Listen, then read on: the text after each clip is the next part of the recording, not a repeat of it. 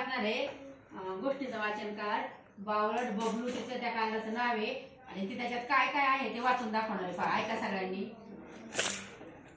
बबलू नेहमी आपल्या आत्याच्या घरी जात असे. आत्या नेहमी बबलू बरोबर त्याच्या आईसाठी काहीतरी पाठवत असे. एक दिवस आत्यानं त्याला एक छानसा केक दिला. बबलूनं तो आपल्या मुठीत घट्ट पकडला आणि घरी निघाला.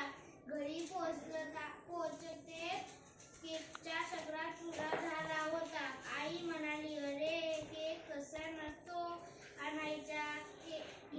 एका पानात चांगला गुंडाळून आपल्या टोपीच्या आत ठेवायचा, म्हणजे रस्त्यात माकड पण त्रास देणार नाही.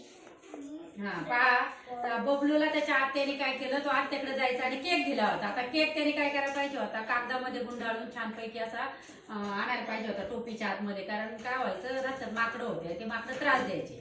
तर बबलूने असा हातात घट्ट पकडून आणला. घट्ट पकडल्यावर काय झालं, सगळा चुरा झाला. घरापर्यंत जाईपर्यंत तो काही व्यवस्थित राहिला नाही. म्हणून कोणती वस्तू जी व्यवस्थित न्यायची तशी न्यायची असती, असं या गोष्टीमध्ये सांगितलेलं आहे. छान, धन्यवाद.